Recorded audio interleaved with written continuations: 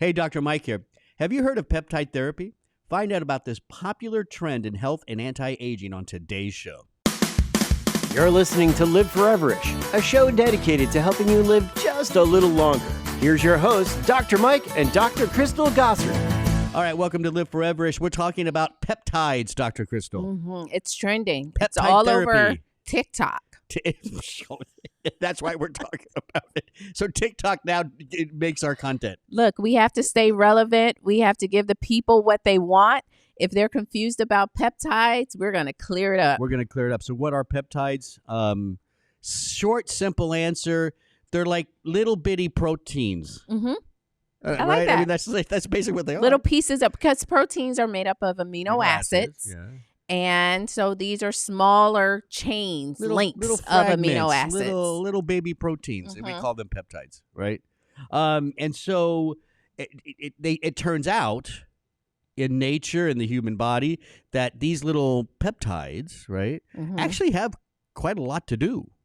They do. They bind to receptors. They activate different pathways in the body. And so people try to harness the power of the peptides. And that leads us then into this idea of peptide therapy, right? So, in a more general term, we're talking about treatment with peptides. This can be, and we're going to get into all this, but it can be injections, there's oral, there's creams, and all kinds of other ways of doing this.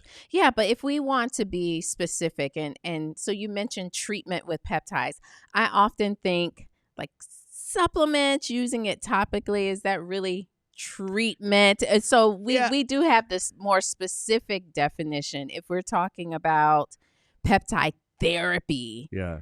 This is more with peptide drugs, like insulin. Insulin is a great is example. Peptide. Yeah, it's a peptide. That's a peptide drug. The GLP-1 agonists all over the place for weight loss and obese people, right? So those are true treatments. Those are true peptide therapies. Yes. But then there's also just kind of peptide support.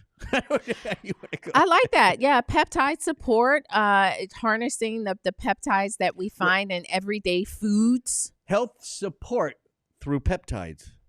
Okay. That's pretty good. But, Dr. Mike, remember we looked at that big paper about peptide therapy. Yeah. Oh, that was, It's huge in medicine. It is. Right now. Yeah. A lot of companies are trying to identify ways that peptides can treat cancer and many other health concerns. As of 2022, we have these stats: over 80 peptide drugs have been approved worldwide. That's going to expand immensely over the next 4, 5, 6, 7 years. And so it is an exciting area of research. There's no doubt about it. So what we've done is we broken this show up into kind of like how you take these peptides, right? So there's oral, there's injectable.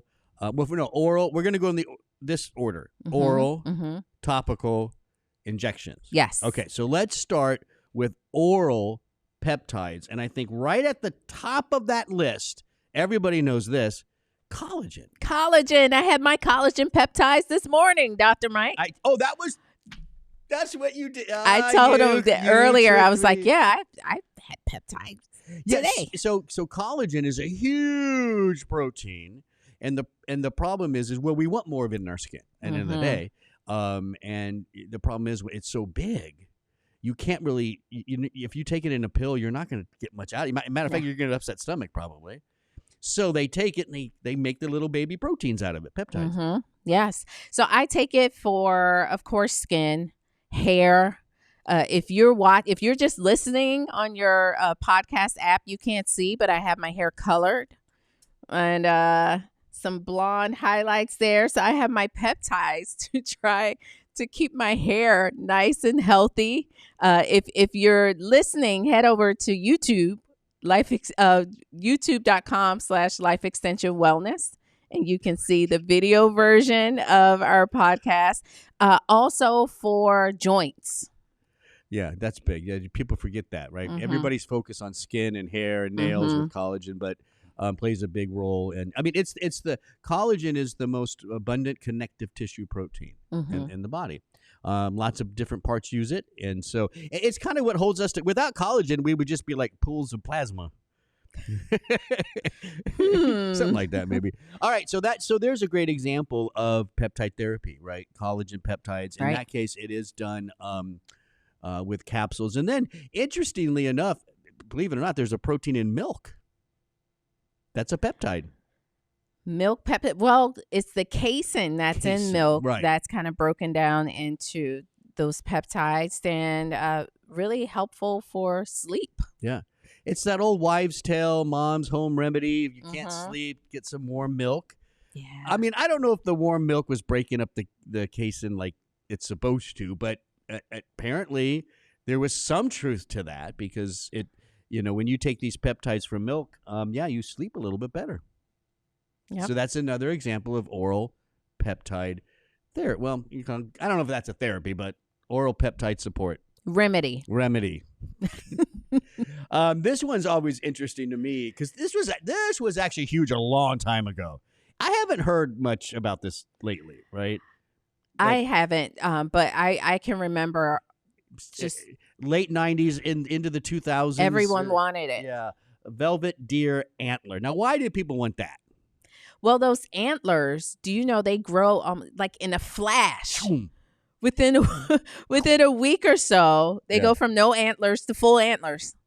And so there are a lot of growth peptides that people want to take to hopefully help Grow to antlers. stimulate Oh, no, that's not the right. growth of tissue in their bodies. And so you find it in the sports performance, the helping to grow muscle. There is, the growth factors and helping to support growth hormone. Yeah. Or mimic the effects. One review showed that it's been research in Alzheimer's, Parkinson's. I mean, right there, you're trying to regenerate nerve cell, brain cell type stuff, right? Yeah. With these growth hormones, liver injury, liver fibrosis. It goes on and on. So there is some true research behind all that. Right. Yeah. Yep.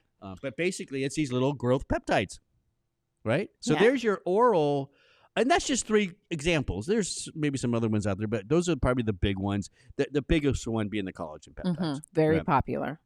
All right, then we got topical peptides. This is, put it on your skin and stuff, right? Creams, serums. This is probably the medical research side of peptide therapy is very exciting. But on the consumer side, it's the skin that's driving a lot of the I would have to agree, especially in your topical serums. You're starting to find them in creams as well, but usually the peptides have been these expensive serums that you use before you put on your cream. That we call them your actives, and they are these concentrated peptides where there is some research where it's improving the appearance of wrinkles. I tried a serum peptide a long time ago. I can't remember where the peptides came from. I'm going to say it was some fruit. What do you think? I can't remember. But the idea was that these peptides stimulated stem cells in the skin. Mm-hmm. And so I tried that for a while. Didn't work. Oh no. Well, maybe I didn't take it long enough. Look, I was going to say with skincare peptides, this is not an overnight thing. I mean, you're going to have to, one, use it faithfully. Yeah. 2, over a longer period of time. I think for me, it was more, it's hard for me, and maybe I don't want to say us guys. I shouldn't generalize, but sticking to a morning or evening skincare routine is tough for us. The only thing I'm real consistent with is my face moisturizer. Okay. I know that's key. I can understand that. Women, especially if a woman wears makeup regularly, they have to have the routine, and then, you have your serum. So it just becomes a part of the process. Yeah, I think so. But so again, great product overall. It was probably me. Yeah, user error. I would have to say, based on the research that I've read about, there are many different types of peptides that you find in the skincare products. Most people will ask, is it worth the money? Because the peptides, your formulas with peptides will be more expensive. We're talking, the $50 serum. Yeah. And sometimes you're thinking, oh, is there something to it? They are expensive, They are generally speaking. Yes. I mean, they are going to take your normal products that you use to the next level as it relates to cost. But I think it's worth it. So what I've been reading here is most of your skin topical peptides are either doing something to stem cells, doing something to collagen production. There is some research showing that they do penetrate pretty deep, because that's always, when it comes to skin topical stuff, that's a big question, right? Is this really getting in? Yeah. But the serums seem like they are.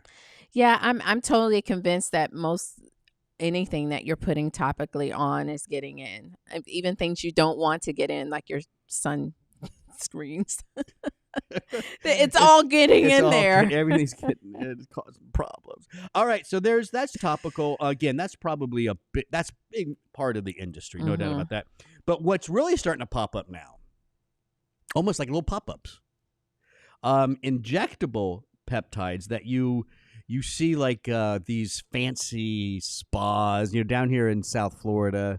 You see commercials all the time. These fancy places people go and do these crazy injectable things with peptides. Well, that's because we're taking it to the next level. If you are really concerned as to whether or not your topical peptides are getting into the skin, then let's go to the med spa and we'll just make sure. You're making sure it's going deep into the skin when you do this kind of stuff. I think one of the most common forms that we see in the skincare part of it is microneedling. Now, I'm still not clear on what that is exactly. I think I've seen, I don't know if it was a commercial or whatever, of somebody getting it once, and it looked pretty horrific.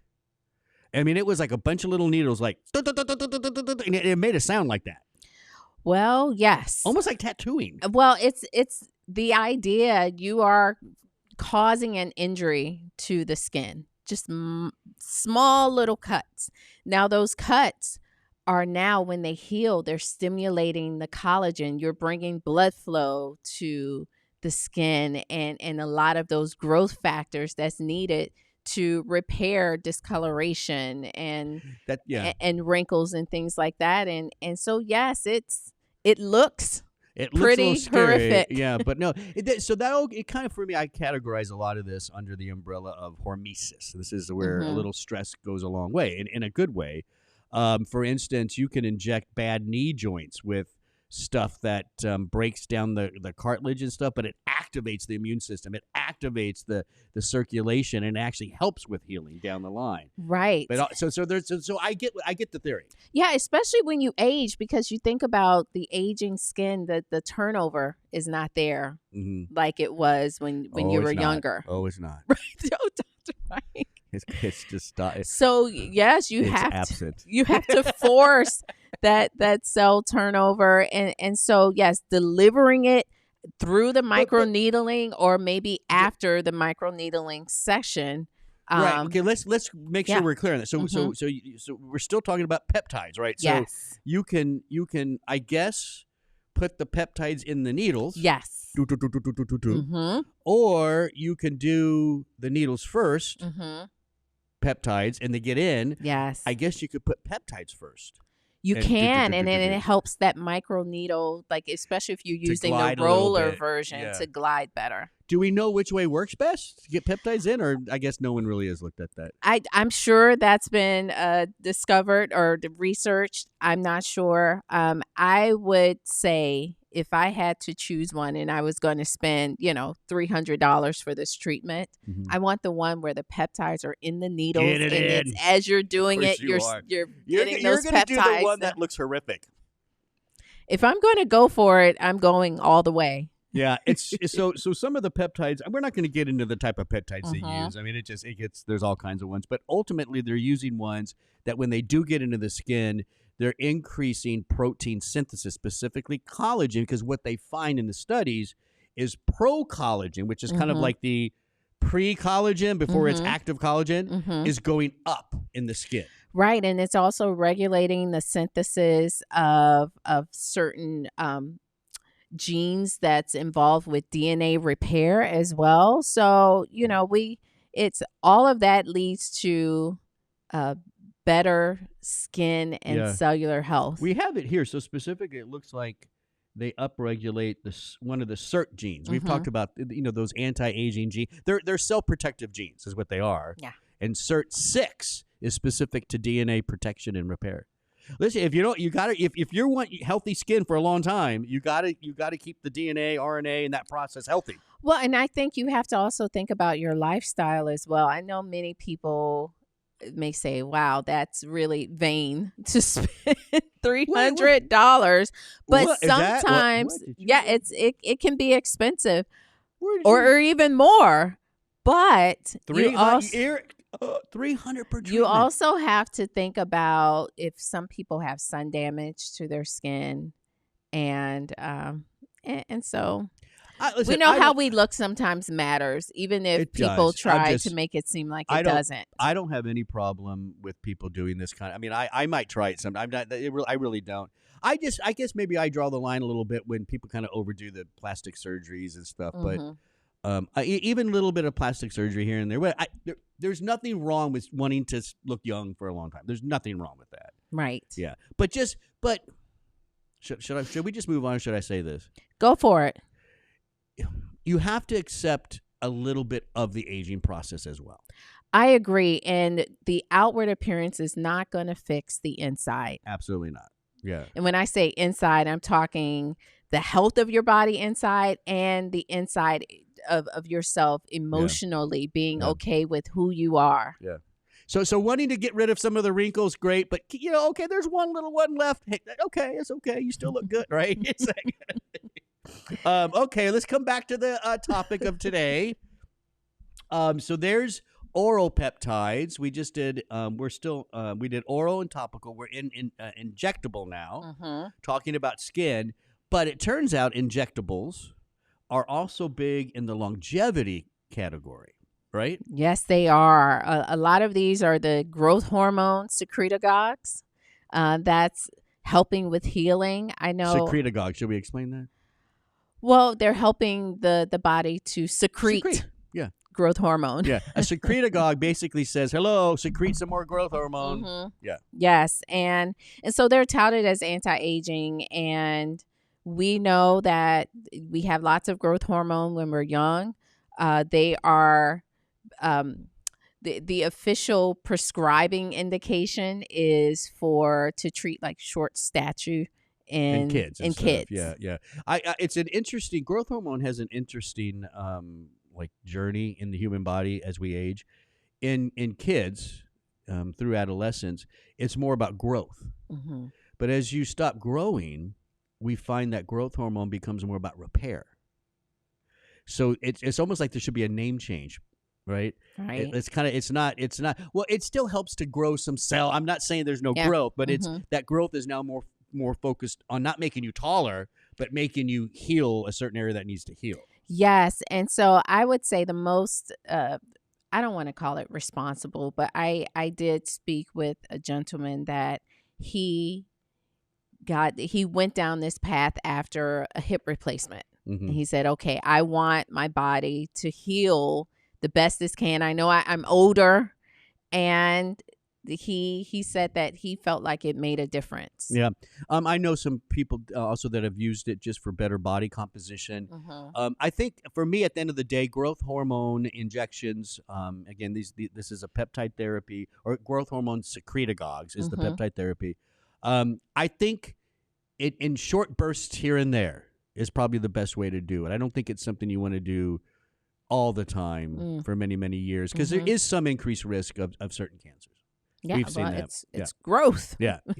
But I think here and there, those people that doing it for, my knee, body composition issues. Maybe you're only doing it for 6 months. Yeah. And then you're off it. Right. I think that's fine. And just know that what we're going over, especially these anti-aging, longevity, this is not something that will be covered by your insurance. Oh, this no, is not, you're gonna no pay for medical that. indication. Yeah, you're going to pay. You are going to, either the med spas or physicians where you're paying out of pocket for it all. There's also testosterone enhancers as well, right? So in this case, instead of doing testosterone therapy, you're opting for these peptides that ultimately, promote testosterone levels. Right. Right. And listen, don't just start that stuff. Go get tested. Get with a good doctor or if you're going to, this is done through doctors, by the way. The doctors are associated with spas. Please don't go to a spa that doesn't have a doctor, but they're doing these injectables. Yes, thank you. Yeah, there should be like a little office, MD. That should be someone who's doing that. But they'll probably be testing your blood levels and all that kind of stuff as well. Now the big category, this has exploded over the last just like 2 years, right? Yeah. Even though we've known about these peptides for a long time and what they do, the GLP-1 agonist. Tell us about that. Yeah, so these are mimicking the effects of glucagon-like peptide 1 that's produced naturally in the body in response to a meal, and it slows the emptying of the stomach after people eat. It also can stimulate insulin secretion, help you to manage your blood sugar. So the indication is diabetics, and now we have the weight loss indication for many of the GLP-1 agonists. It started for the diabetics, and for a lot of diabetics, this was a game changer because many of them weren't responding to a lot of the oral diabetic treatments out there, and many of them have to end up just going on insulin. Believe it or not, some type 2 diabetics have to just start taking insulin. But what these GLP-1 agonists have done is they've stopped a lot of that, and they've given a lot of hope to some diabetic patients who weren't responding very well. But then they started noticing something.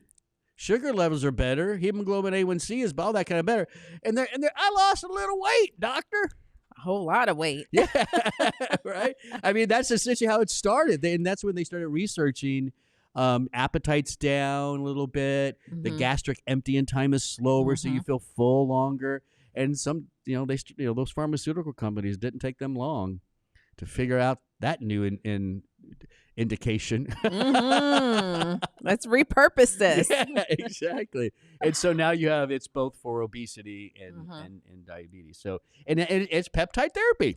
Right. So I think that the big takeaway here, Dr. Mike, is when you're seeing peptide therapy trending, it's such a broad term. Yeah. What are we really talking about? Is this something you can just buy over the counter, like the collagen?